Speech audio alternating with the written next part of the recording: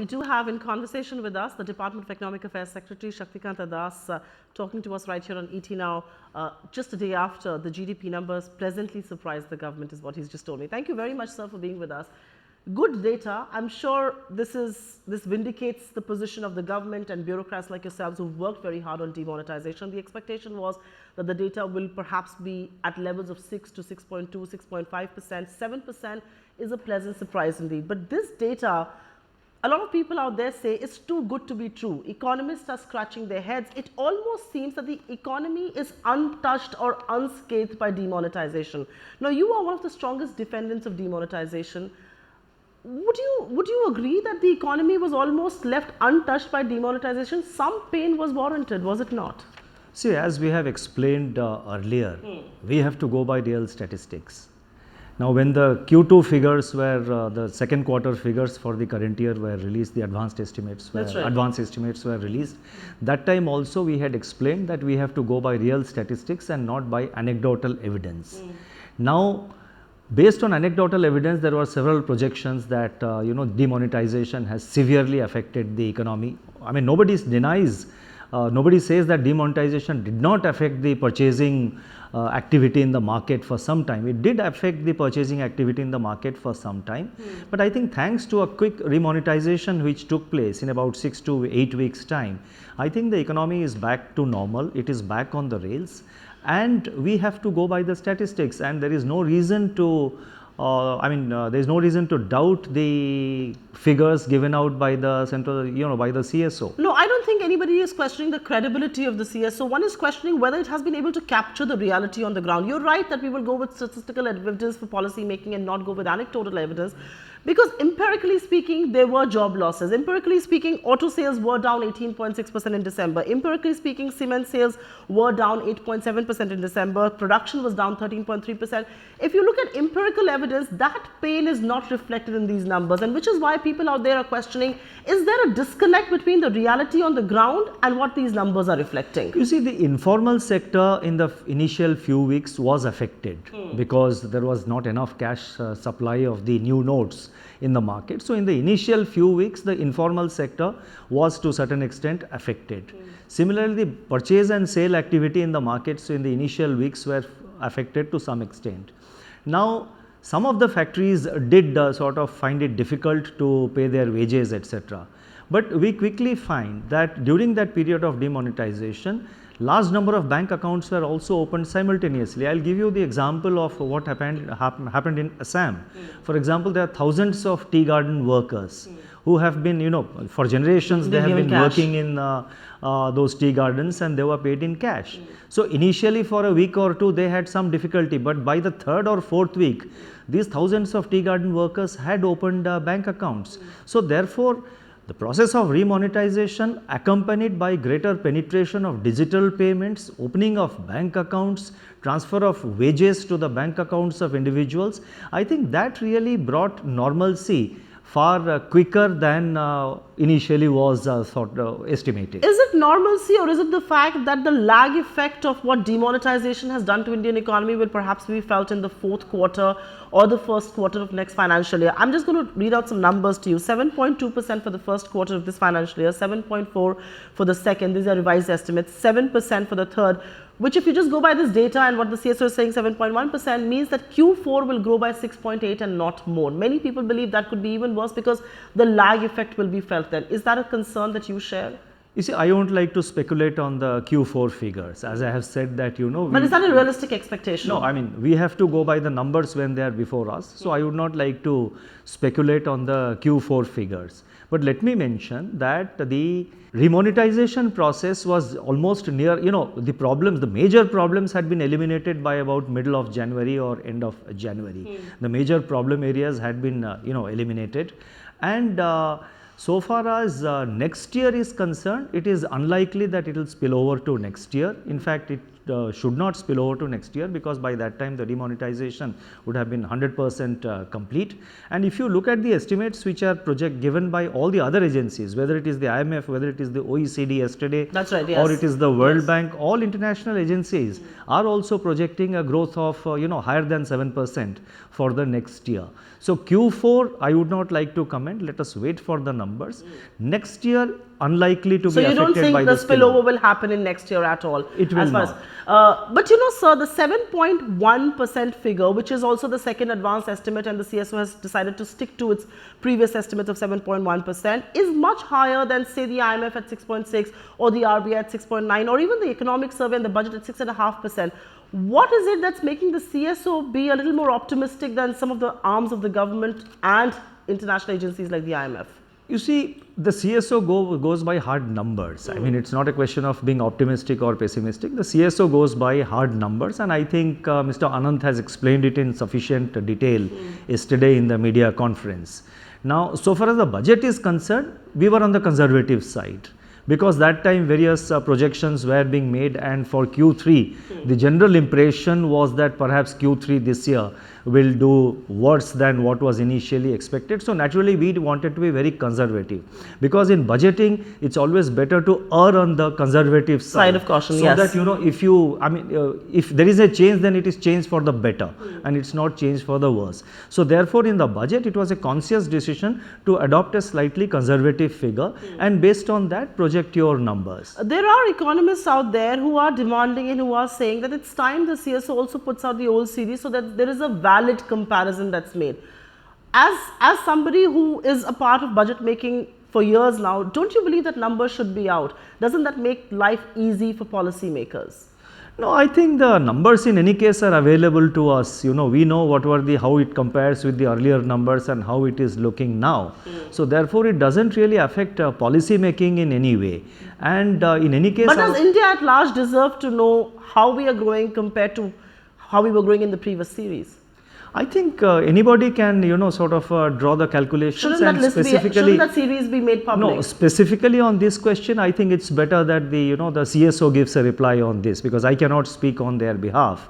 So obviously they have reasons for doing certain things, they have reasons for not doing certain things. So I think it's appropriate to leave that answer, to leave this question to be answered by the CSO. Why I asked you that question, sir, is that while you're right that the budget should err on the side of caution and you don't want to be overly optimistic during budget making, data like this, many people out there believe, does confuse policymakers, because till now all your effort was to boost growth, to spur investments, to do all of that, because it was felt that demonetization would have scarred growth. Suddenly you have a number which makes it appear that we've been able to withstand demonetization completely. Does it potentially confuse policymakers? No, not at all. Not at all. It doesn't really confuse the policy making, because in any case we need to inject more growth impulses into the economy. We were at one time, India was growing almost at 8 or 9%. Of course, the global situation has deteriorated since then, and naturally we are impacted by the global headwinds and the global situation. But our aspiration is to reach 8% growth. So therefore we need to spend more. We need to spend more in infrastructure. We need to spend more in those productive areas which will bring India closer to 8% growth. So therefore there is absolutely no, the overall agenda of improving growth, stepping up the growth, that agenda remains, whether we are at 7.1% or whether we are at 7.5%. So you don't think there's any room for complacency or to be relaxed now, because we're not growing at 6, we're actually growing at 7%? Absolutely not. The government cannot be complacent, because we have, a huge country, complex country, and there is still a lot of poverty, and government has to address those issues and lift the growth momentum. So while North Bloc should not be complacent, and with people like you, I don't think that's the possibility, but let me ask you the question from another stakeholder's point of view. How should the RBI read this data? What is the signal that they should pick up from this data? Because A, they have changed their policy stance from accommodative to neutral, which means that the RBI is giving itself elbow room to both reduce and hike rates if need be. If we are growing at such good numbers, where is the need to reduce rates then? Isn't that a fair assumption that the RBI can make? I think it will be fair to leave this question to be answered by the Monetary Policy Committee, because they are eminent experts. So the RBI and the Monetary Policy Committee, consisting of the 6 members, and it's for them to take a call. So I would not like to I answer on understand that. that behalf. I appreciate the fact that you don't want to interfere in what they're going to do. I'm not asking you a question on interference. All I'm saying is, from a man who believes in data, which is you, don't you believe that the committee is going to be far less inclined, far less sympathetic to a rate cut because of these growth numbers? No, I would not like to say whether they'd be sympathetic or not, but they will certainly note the numbers which are on the table. It's for them to note the numbers and it's for them to take a call. So whether they'll be sympathetic or otherwise, it's for them to decide. Many people believe this data perhaps reduces the elbow room for a rate cut if there was any. I do want to shift to demonetization. It's 113 days after it was announced on the 8th of November. We're all very puzzled that we still do not have the final figures. What's delaying the process? I know the RBI has to put it out, it's been computed, it's been said in public domain. But as somebody who also interacts and is on the board of the RBI, wouldn't you want that figure to be out? You see, first thing is that the window is still open in the Reserve Bank of India. So far as Indian citizens who were away from the country between 8th November and 30th December, and non-resident Indians, the NRIs who were also away during that period, for them the window is away up to 31st March and 30th June respectively. So some quantum of currency is coming back through the RBI. That is the first aspect. The second aspect is with regard to the specified bank notes, that is the old 500 and 1000 rupee notes which have come back. The Reserve Bank is putting them, has put them into a process of physical counting, because we cannot be wrong on, while giving out a figure, and this is a figure which should be given out at a time when RBI has completed the entire exercise of physical verification of the notes received, and then only it is appropriate that the numbers are released. Any premature release of the numbers, would not be desirable.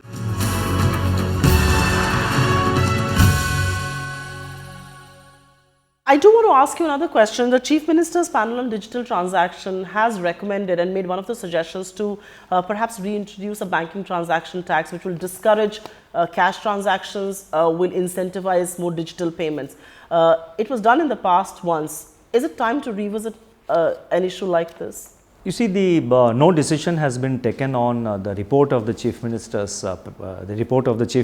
committee. The report is under examination of various departments, and at the appropriate time, government will take a call on an imposition of what you are calling a transaction tax. That's or right. Cash withdrawal tax or whatever BCCT as That's they right. have called it. Yes. So on that there is no decision, and as it stands today, are you favorably inclined to a policy like that? No, I won't like to comment on the specific recommendation because the entire report is under examination. But having said that, let us also take into account the the policy announcements which have been made in this year's budget with regard to providing the PAN number in respect of certain cash transactions and the steps which government is taking for penetration of digitization, digital payments in the economy. Those will have to be taken into account. Individual recommendations of the Chief Minister's committee, I would not like to comment. The entire report is under examination. Indeed. I do want to turn focus, and because you mentioned the budget in passing, the ratings agencies, according to you, have been a little too harsh on India in the past. They continue to insist that India's debt to GDP ratio must improve before they review the ratings that they have for this country. Do you believe India is poised for a higher rating right now after the budget? Because none of the ratings agencies have moved favorably so far. You see, this is an issue on which I have also spoken earlier. Now it's for rating agencies to take their call. So far as government is concerned, government will take all the initiatives and all the reforms and all the policy measures which government considers as desirable and good for the people of the country.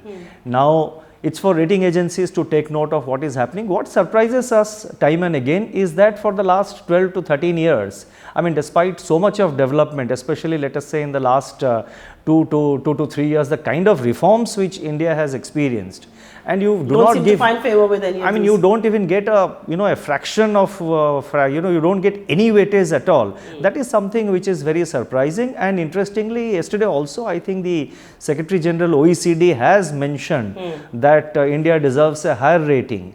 And in fact, in our interaction with global investors, international investors, when we travel abroad, we find that they are not really swayed by the ratings given by the rating agencies, they make their own analysis. After all, the investor, he invests on his own behalf or on behalf of the other But the rating investors into agencies their has funds. a metric which sometimes comes into the rule book of investors, It does. which is why. It does. I mean, Right. rating agencies, their ratings do matter. I am not saying they don't matter at all. Right. But so far as India is concerned, I think the FII inflows, the FDI inflows, they continue to be very robust, notwithstanding the fact that our rating has been, where it was 12 or 13 years ago. Mr. Das, I do want to also point out towards the other pie of investment boosting, and that has to do with credit offtake. There are reports out there that suggest that bank recapitalization will be at levels of 7,000 to 8,000 crore rupees. What's the rationale to reduce it from the 10 that was, not the 10, the 10 remaining part? And is it because there is a bad bank in the making? Because many people will say, does India have the fiscal space for a bad bank? You see, already for dealing with the problem of non-performing assets and the bad assets in the banks, number of steps have been taken, starting with the asset quality review, which was positioned by the Reserve Bank of India. Then we had the SDR, CDR, S4A, and the liberalization in the FDI policy and other policy relating to the ARCs, the asset reconstruction companies. So number of measures have been taken. Now it is for banks to, and also let me mention that an oversight committee also has been formed, so that any asset which is undergoing a process of restructuring, where the banks will have to make some sacrifice and take a haircut, those proposals are also vetted by the oversight committee. This is mainly to sort of provide a comforting factor to the bank management, so that they do not have any fear complex. That's right. While taking decisions. So government has taken number of measures.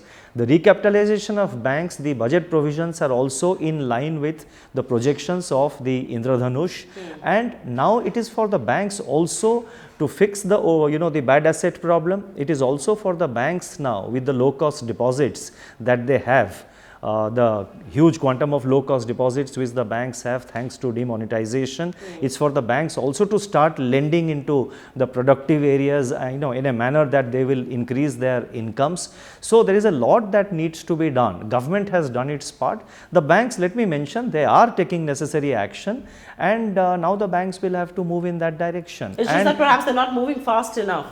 No, I think they are, there is initially probably, in the initial time there is some amount of hesitation, there is some amount of inertia, but I think it's now gathering momentum. Right. And quite a number of proposals have been placed before the oversight committee. So I think the banks are also now moving faster than what they were doing earlier. You mentioned FDI in your previous answer, and I'm going to take a cue from that, because you have opened the floodgates for FDI in various sectors. I think with some riders in multi-brand retail and print is perhaps on the anvil, how soon do we expect that to be a reality?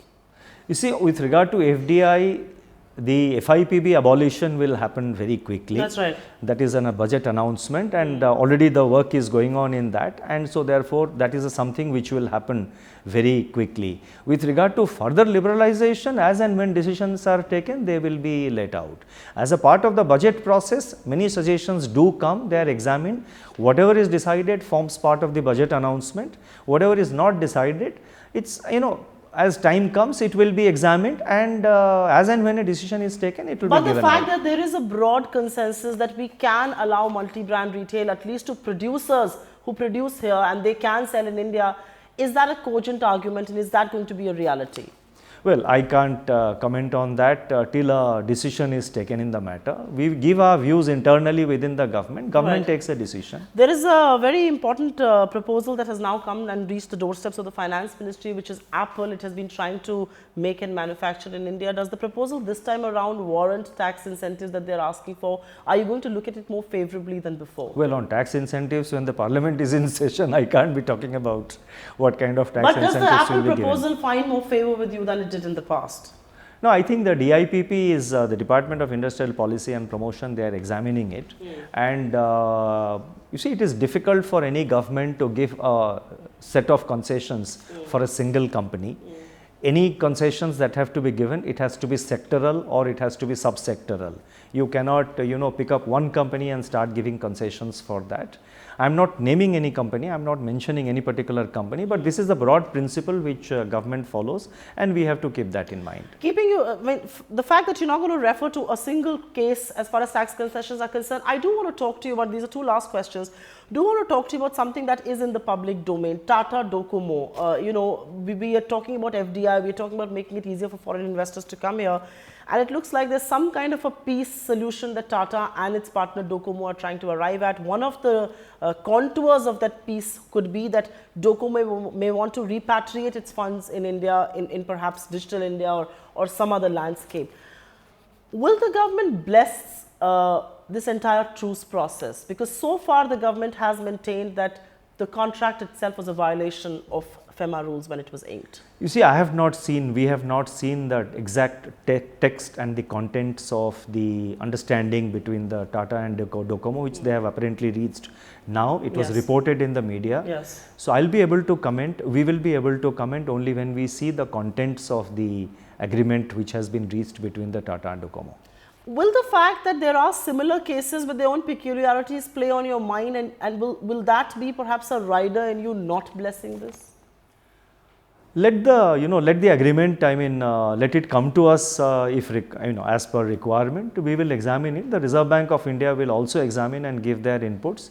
So only when we see that agreement, what they have reached, we will see how it gels with the existing FEMA regulations. So it will be fair to comment on it only when we see its content. Fair point, sir. I'm not going to ask you to comment specifically on it. Why I'm asking you this question is that on one hand, the government talks about laying the red carpet for foreign investment, and on the other, there are these issues that kind of, raise the red flag. How are you going to balance the two arguments out on a case like this, if I may?